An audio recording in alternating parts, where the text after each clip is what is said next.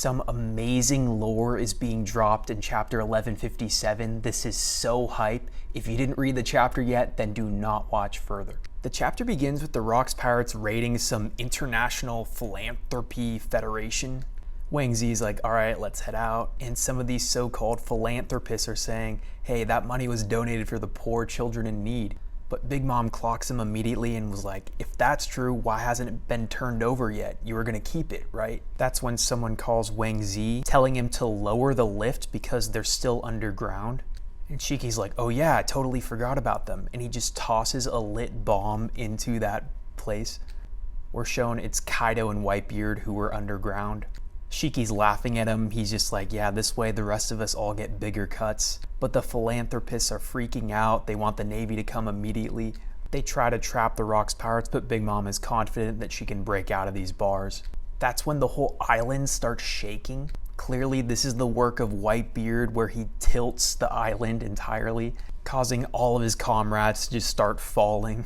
We're shown that Kaido is kind of jealous of Whitebeard's ability, and Whitebeard's like, oh, if you want a devil fruit, you gotta choose wisely because it's gonna be your power for life. Whitebeard's low-key like a big bro to Kaido, which I find pretty interesting. But Silver Axe was down there as well, and he's like, which one of you tried to betray us down there? Wang Zi immediately outs Shakky, and Silver Axe is like, figures, because that's his rival. Rocks is pretty impatient with his crew at this point, and that's when Captain John tells him to look at the shore.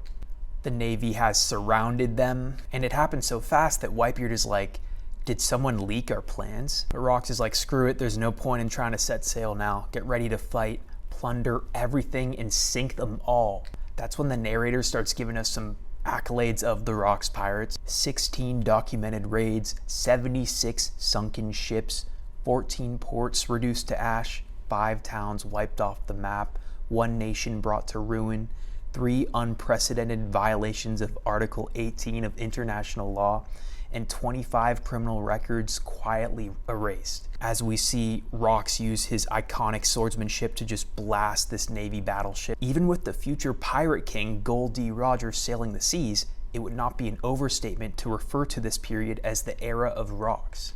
Then we're shown this kingdom in the New World. Harold is trying to help this nation that once helped him. We can see they have all these civilians hostages, and Harold is trying to get them to be let go. And we see this world government agent is telling Harold, like, bro, if you intervene here, it's gonna ruin your relations with the world government. And as he does this, he takes out one of the hostages, successfully rage baiting Harold, and Harold jumps onto that ship immediately. Of course, Morgans labels this as King Harold exposed, Elbaf Monarch sinks innocent battleship. But this world government agent is clearly Bogard's evil twin brother, Nogard. But then we're shown Harold back in Elbaf at the tavern. Rocks is drinking with him and he wants to come to the castle, but his reputation is too absurd to be allowed up there. Rocks makes fun of Harold's bald head, and Harold says that Garp laughed at him too. Rocks says that Garp, that guy, hates the top brass. He'd also be better off as a pirate. But Harold actually kind of vouches for the Navy here, which is pretty cool. He says a lot of them are pretty bad, but the average Marine helps save people on a day-to-day basis. He even brings up John Giant, which is a great pull. I thought Oda forgot about him. He says if more of these giants join the Navy, they could really use their boundless strength to make a difference for people everywhere. Rocks tells Ida to talk some sense into Harold, and Harold...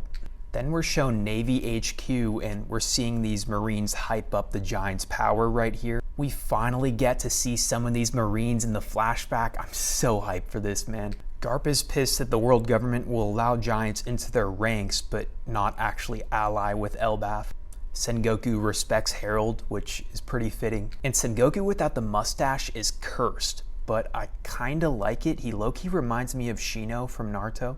We also see Tsuru here. She says there's rumors that Harold is being scouted by Rocks. If he joins Rocks, then the Navy might not be able to stand against them. And Kong just says, yeah, we're really stuck in a hard place right now.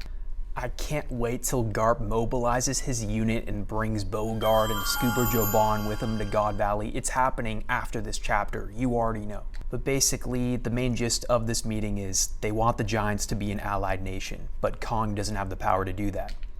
And Oda doesn't want to show us the current fleet admiral of this time. I guess he just doesn't want to introduce new characters. But then we're shown Hachinosu 42 years back.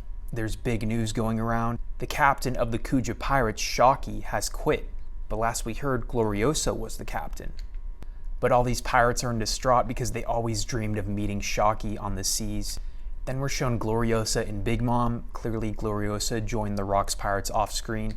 Big Mom explains that Gloriosa quit the Kuja pirates to chase after a man, so she thinks Shakky could be doing the same. She asks, does love always lead to ruin on the Isle of Woman? And Gloriosa kind of cooks Big Mom here. Like, you know anything about the pain of love, you crank out kids like popcorn. And we can see in this panel Katakuri, Oven, and I think Daifuku on the far right. I don't know where Perospero is though.